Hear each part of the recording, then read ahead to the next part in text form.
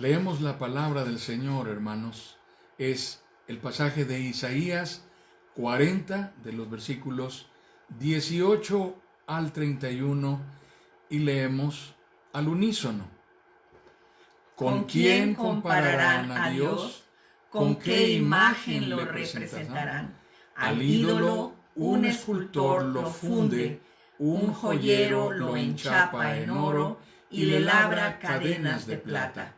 El que es muy pobre para ofrendar, escoge madera que no se pudra y busca un hábil artesano para erigir un ídolo que no se caiga. ¿Acaso no lo sabían ustedes? ¿No se habían enterado? ¿No se les dijo desde el principio? ¿No lo entendieron desde la fundación del mundo?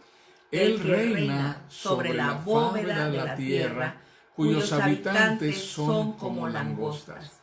Él extiende los cielos como un toldo y los despliega como carpa para ser habitada.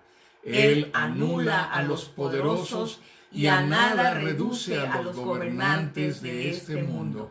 Escasamente han sido plantados, apenas han sido sembrados, apenas echan raíces en la tierra, cuando Él sopla sobre ellos y se marchitan, y el huracán los arrasa como paja. ¿Con quién entonces me compararán ustedes? ¿Quién es igual a mí? Dice el Santo.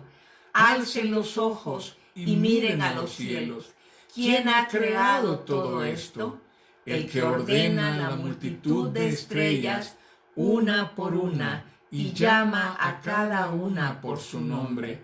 Es tan grande su poder y tan poderosa su fuerza que no falta ninguna de ellas. ¿Por qué murmuras, Jacob? ¿Por qué refunfuñas, Israel? Mi camino está escondido del Señor, mi Dios ignora mi derecho. ¿Acaso no lo sabes? ¿Acaso no te has enterado? El Señor es el Dios eterno, creador de los confines de la tierra. No se cansa ni se fatiga, y su inteligencia es insondable. Él fortalece al cansado y acrecienta las fuerzas del débil. Aún los jóvenes se cansan, se fatigan, y los muchachos tropiezan y caen. Pero los que confían en el Señor renovarán sus fuerzas, volarán como las águilas, correrán y no se fatigarán, caminarán y no se cansarán. Isaías 40, 18 al 31. Amén, amén.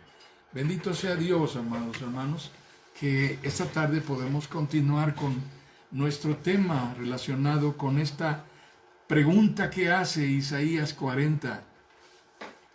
¿Con qué compararán a Dios? ¿A qué le harán semejante? ¿A qué se parece en nuestra percepción este Dios del cual habla Isaías?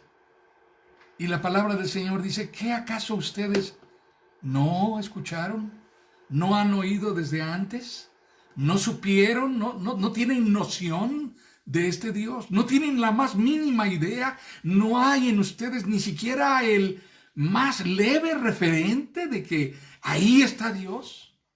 Nada de lo que han visto, nada de lo que está a su alrededor les dice que Dios está allí, que Dios es real, que Dios no solamente existe, Dios se ha revelado. No parece haber para ustedes nada, al grado que incluso aquellos que creen, dice Dios, y se refiere a Jacob, se refiere a su pueblo, se quejan de mí. Dicen que Dios se ha olvidado de ellos. Aún los que creen llegan a desafiar a Dios pensando que Dios es infiel a su promesa. No conocen de Dios. Así que cuando comenzamos esta reflexión hoy, estamos hablando de la tendencia natural del hombre a esta búsqueda desesperada esta búsqueda desesperada de certidumbre que al hombre lo lleva a desvariar, a buscar en donde no hay. Esto lo comentamos el domingo pasado, si lo recuerdan un poquito. Con esto introdujimos nuestras ideas. Los seres humanos solemos ir tras todo lo que nos parece gratificante, atractivo y satisfactorio, inmediatamente satisfactorio. Nos interesa particularmente aquello que nos parece inmediatamente satisfactorio. No tengo que esperar tanto. Prefiero la comida rápida. Prefiero ir al drive-thru donde me paro en mi coche, toco la ventana y me atienden y enseguida está lo que yo pedí. Es más, en aquellos lugares en donde hay un sistema en donde puedo ordenar en lo que estoy haciendo fila y cuando llego a la ventanilla lo mío está preparado solo para recoger y salir de allí. Todo esto nos parece tan interesante y tan atractivo, tan seductor. Creemos que en ello radica la certidumbre de nuestra fe. Todo lo que podemos creer es aquello que nos gratifica de esta manera, lo que nos responde de esta manera. Esa inclinación de nuestro ser interior, esta inclinación del corazón del hombre separado de Dios, es la causa de estar perdidos, hermanos. Ese es el sentido doctrinal y teológico, bíblico de la palabra perdidos. Es una constante fuente de adversidad, porque aunque pareciera ser la manera de conseguir estar más cerciorados de lo que Dios dijo, de lo que Dios está haciendo, y aparentemente eso es lo que buscamos, sin embargo, esa es la manera en que más nos alejamos de Dios.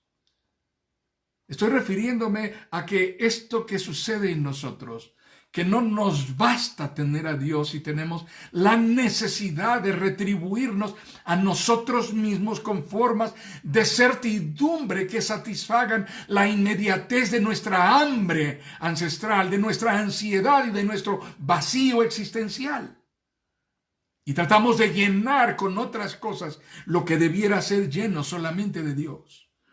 Observemos de qué manera es eso. Es muy paradójico, hermanos, que se hable tanto en nuestro tiempo de revelación y de Dios hablando con gente cerca de nosotros, alrededor de nosotros. Personas comunes, gente que conocemos diciendo que habló con Dios o que Dios le habló. Esto parece ser un signo muy interesante de una facultad o de un poder o de una autoridad sobrenatural, de una espiritualidad superior, incuestionable a todo lo que los demás están experimentando. Iglesias van detrás de personas que dicen esto, congregaciones enormes están creyendo lo que la gente dice que Dios le dijo. La constante y el discurso frecuente es: Dios me dijo esto, Dios me dijo aquello. Quiero que vayamos a la referencia en la memoria histórica de la Biblia, en Génesis. ¿Cuándo fue la primera ocasión que Dios habló al hombre? ¿Cuándo fue la primera ocasión en que Dios habló al hombre? El Dios del que hablamos es un Dios revelado. Esa es la gran verdad de la reforma religiosa del siglo XVI. Dios se ha revelado y su palabra es más que suficiente. Es nuestra regla única de fe y de práctica. Creemos lo que la palabra de Dios dice. Vayamos entonces pues a cuándo fue la primera ocasión en que Dios le habló al hombre. Estoy leyendo para ustedes Génesis 1, versículos 27 y 28. Y Dios creó al ser humano a su imagen. Lo creó a imagen de Dios, hombre y mujer los creó. Y los bendijo con estas palabras. Hombre y mujer los bendijo con estas palabras. Sean fructíferos y multiplíquense. Llenen la tierra y sométanla. Esa es la voz de Dios hablando a los oídos de nuestros primeros padres, recién creados por Dios. En el momento mismo de la creación, Dios les habla y ellos lo escuchan diciendo una bendición para ellos. Así que me estoy refiriendo a esta primera vez en que el hombre escuchó una voz de revelación sonora a sus oídos. Ahora bien, el hombre quiso escuchar una segunda opinión. Sí, señor, el hombre quiso escuchar una segunda opinión. Parecemos estar interesados en oír más veces una misma instrucción de Dios. Así que permanecemos abiertos a escuchar y entonces vino una segunda voz diciendo una contraorden a lo que Dios había ordenado y establecido con claridad. Esta segunda voz les está diciendo: lo que escucharon antes está equivocado. Leo para ustedes Génesis capítulo 3, versículos 1 al 7. La serpiente era más astuta que todos los animales del campo que Dios el Señor había hecho. Así que le preguntó a la mujer: ¿es verdad que Dios les dijo que no comieran de ningún árbol del jardín? Podemos comer del fruto de todos los árboles, respondió la mujer. Pero en cuanto al fruto del árbol que está en medio del jardín, Dios nos ha dicho: no coman de ese árbol ni lo toquen, de lo contrario morirán. Pero la serpiente le dijo a la mujer: no es cierto, no van a morir. Dios sabe muy bien que cuando coman de ese árbol se les abrirán los ojos y llegarán a ser como Dios, conocedores del bien y del mal. La mujer vio que el fruto del árbol era bueno para comer y que tenía buen aspecto y era deseable para adquirir sabiduría. Así que tomó de su fruto y comió. Luego le dio a su esposo y también él comió. En ese momento se les abrieron los ojos y tomaron conciencia de su desnudez. Por eso, para cubrirse, entretejieron hojas de higuera. Qué interesante pasaje. Una segunda opinión que descalifica la autoridad y el juicio absoluto y soberano de Dios. Allí nace nuestro criterio, que está fundamentado en la subjetividad, la idea que está centrada en el sujeto que soy yo y que se convierte en mi absoluto. ¿Por qué tengo que obedecer a mi madre? Yo, adolescente, que me dice qué vestido ponerme. ¿Por qué tengo que obedecer y sujetarme a mi padre? ¿Por qué tengo que seguir reglas en la sociedad? ¿Por qué tengo que someterme a normas? No estoy de acuerdo. Yo tengo una mejor opinión. Tengo una segunda opinión. Cuando dejamos lo que Dios dijo con toda autoridad, puntualidad y claridad para ir detrás de lo que a nosotros nos parece más satisfactorio y mucho mejor opción en nuestra búsqueda de certidumbre, lo que en realidad hacemos, hermanos, es desconocer a Dios. Optar por escucharnos a nosotros mismos o escuchar a quienes menos debiéramos oír. ¿Sí sabe de qué estoy hablando? Inclinamos nuestro corazón ante quienes parecen tener infladamente una gran autoridad sobre cosas acerca de las cuales son realmente ineptos y menospreciamos lo que Dios ha revelado acerca del orden y de la verdad.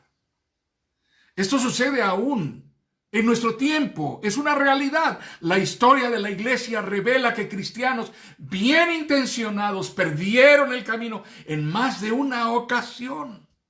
Dejaron a un lado la revelación de Dios, lo cual es un acto deliberado de rebeldía, de necedad, de desconocimiento, incluso de Dios, de ese Dios revelado en la palabra. Así es como escogimos caminos que torcieron la fe y nos llevaron a una forma de religiosidad basada en la condenación y en la maldición. La historia nos narra de un monje agustino que, encerrado en su celda, se fustigaba y clamaba por perdón cada día y no hallaba esperanza ni consuelo. Hasta que un día comenzó a leer la epístola del apóstol San Pablo a los romanos. Martín, este monje agustino, descubrió aquel versículo de Romanos capítulo 1 que dice: mas el justo por la fe vivirá. No me avergüenzo del evangelio, porque es poder de Dios para salvación. La fe es lo que hace prevalecer al justo. No vivimos por nuestras obras. Nadie será salvo por haber cumplido toda la ley. Solo seremos salvos por la gracia. Cuando abrazamos la obra de Jesucristo y la confesamos como la obra redentora que salvó nuestra vida, lo que Él hizo en la cruz fue lo que nos dio vida a nosotros, entonces tenemos certidumbre de la salvación, no porque yo lo diga, sino porque eso es lo que está escrito en la palabra, no porque lo diga la iglesia, sino porque está escrito en la palabra, y esta es la voz, la voluntad revelada de Dios. Cuando desconocemos quién es el Dios de las Escrituras y cuando caminamos a la luz de nuestras propias deducciones y conclusiones, en lugar de llegar a la luz de su voluntad revelada para nosotros, lo único que tendremos como resultado serán ídolos. Ídolos, dioses falsos, monstruosos, demoníacos, que nos envilecerán, nos esclavizarán y se enseñorearán de nosotros, llevándonos a servirles con dolor, con vergüenza, con humillación. No estaremos caminando de la mano de Dios, solo estaremos siendo sabios en nuestra propia opinión. Esta es la religión más común en el mundo. La opinión en donde los hombres levantamos como ídolos a aquellos que se asocian con nosotros y parecen ser venerables porque honran nuestros actos, se parecen a nosotros.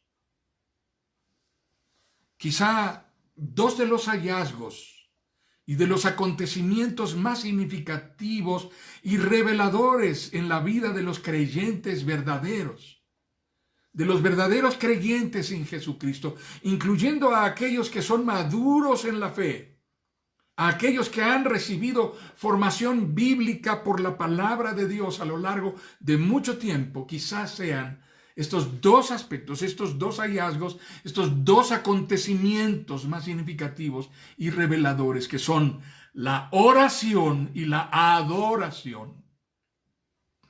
¿Quieres identificar a un verdadero creyente en Jesucristo? Observa cómo ora. No solamente en público, como lo hace en privado. Observa cómo es su vida de oración.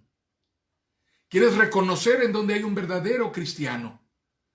Observa su forma de adorar. Observa lo que pasa en su vida cuando adora a Dios. ¿Cuál es su actitud cuando lo hace? Permítanme exponerles en qué sentidos estos dos eventos son significativos y reveladores. Lo son en los términos en que Isaías 40, el pasaje que estamos leyendo, cuando estamos leyendo detenidamente, nos revela, nos manifiesta que estamos hablando de una percepción, de una definición del Dios que está detrás de la oración y detrás de la adoración. ¿Qué Dios es el que está en nuestra mente y en nuestro corazón cuando oramos o cuando adoramos? ¿A quién nos dirigimos al orar o al adorar? Basta escuchar las oraciones más comúnmente expresadas en público. Algunas de ellas parecen una revelación de nuestro interés por impresionar a quienes nos escuchan. Otras veces pudieran ser magníficas muestras de gran habilidad retórica y dramática, de talento para la motivación y de facilidad discursiva para motivar a otros que nos están escuchando.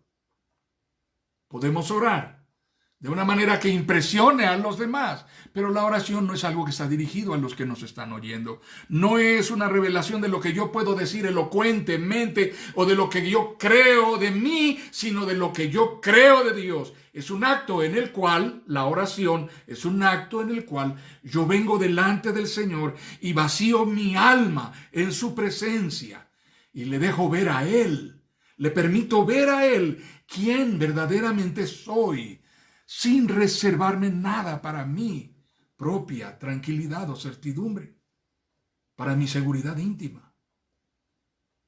Hago eso con las personas que tengo alrededor. Protejo, privilegio mi seguridad. Pero no hago eso frente a Dios. Frente a Dios vengo y derramo mi alma. Esto es así de tal forma que cuando oro no hay nada de mí que esté oculto a los ojos de un Dios que es soberano, majestuoso, omnisciente.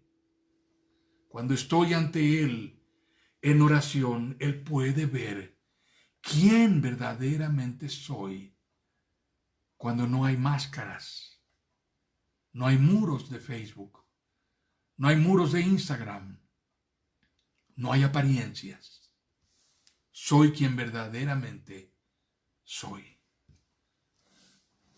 Y cuando hablamos de la adoración, es la expresión de la totalidad de mi reconocimiento y confesión de la majestad y de la grandeza, soberanía, autoridad, gloria y excelsitud de Dios sobre todo lo que yo conozca o todo lo que mi mente pueda concebir, incluyendo mi ser, incluyendo la persona que yo soy, todo, mi vida, mis vínculos, mi quehacer, mis intereses, mi mundo, sus escenarios, mi interior y mi exterior.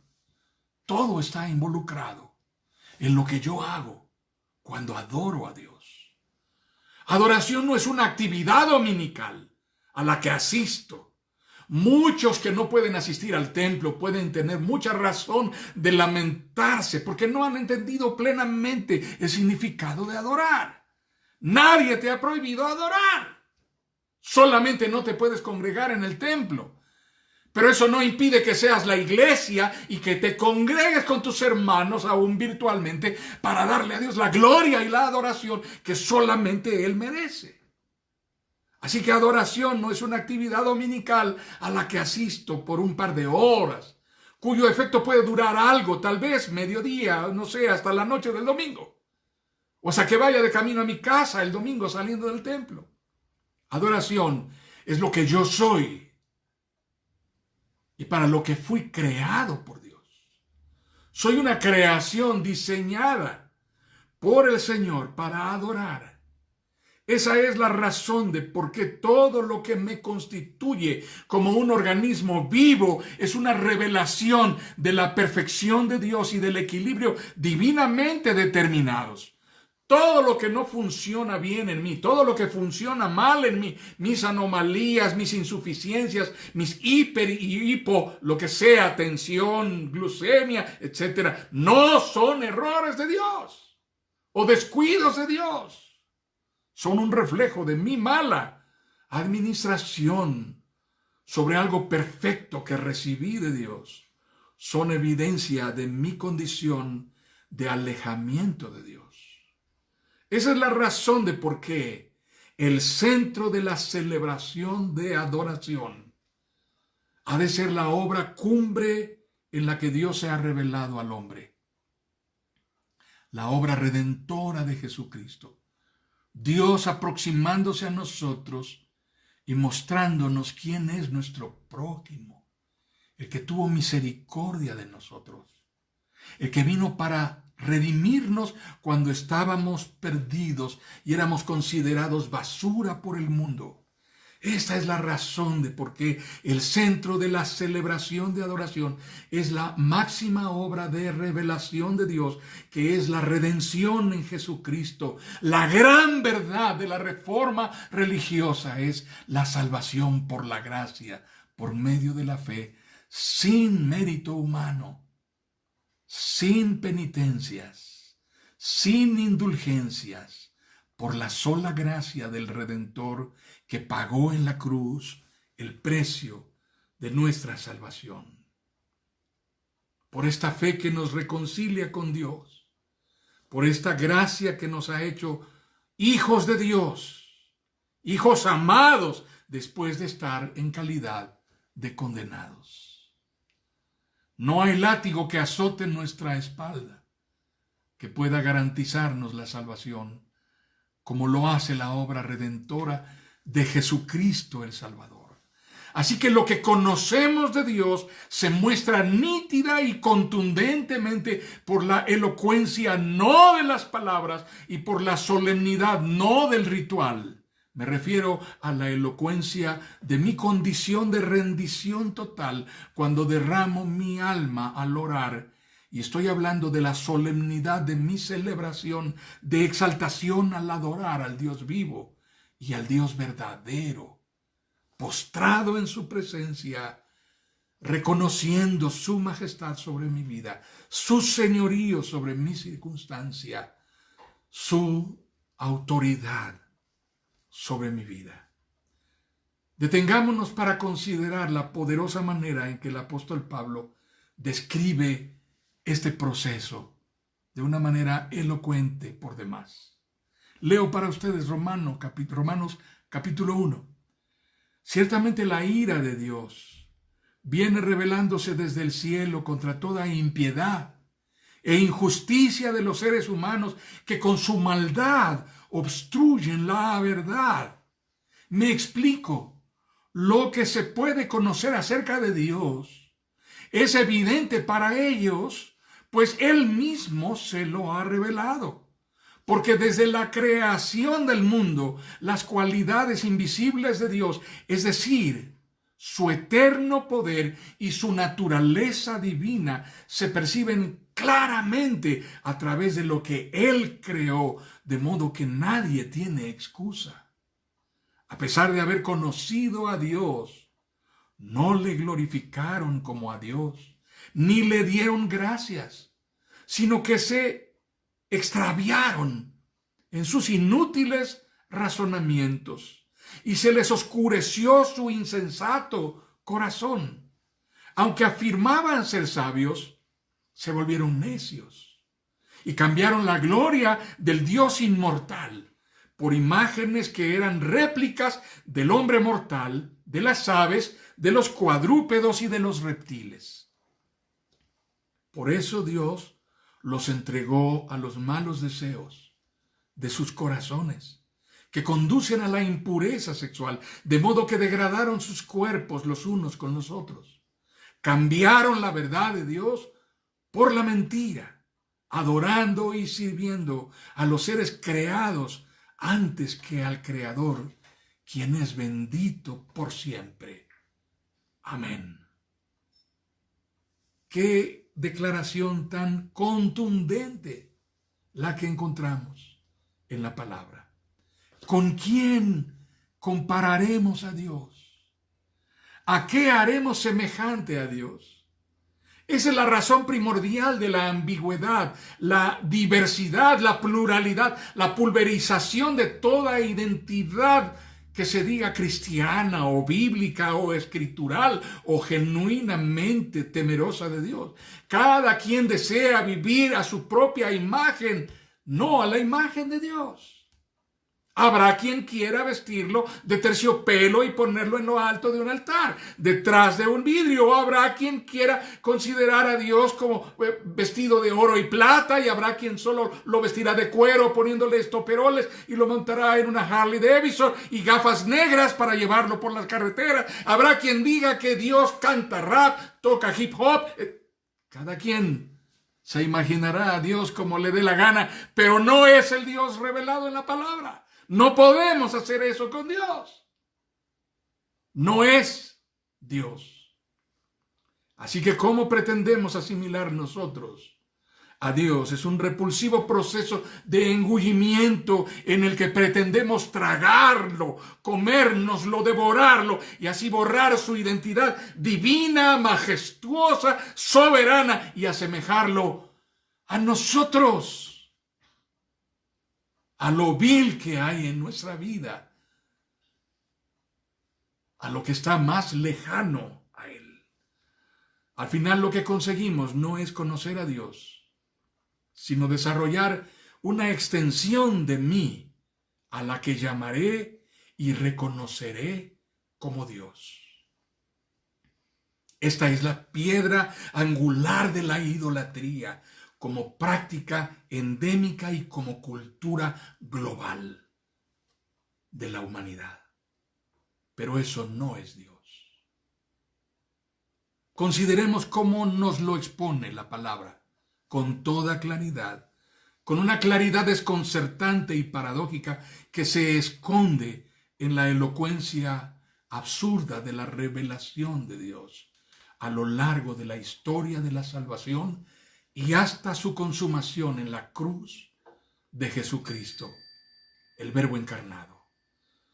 El apóstol Pablo dice, ¿dónde está el sabio? ¿Dónde el erudito? ¿Dónde el filósofo de esta época? ¿No ha convertido Dios la locura, la sabiduría, en locura, la sabiduría de este mundo? Ya que Dios en su sabio designio dispuso que el mundo no lo conociera mediante la sabiduría humana, tuvo a bien salvar mediante la locura de la predicación a los que creen. Los judíos piden señales milagrosas y los gentiles, los que no son judíos, buscan sabiduría, mientras que nosotros predicamos a Cristo crucificado. Este mensaje es motivo de tropiezo para los judíos y es locura para los que no son judíos, pero para los que Dios ha llamado lo mismo, judíos o no, Cristo es el poder de Dios y la sabiduría de Dios. Pues la locura de Dios es más sabia que la sabiduría humana y la debilidad de Dios es más fuerte que la fuerza humana. Primera a los Corintios 1, 20 a 25.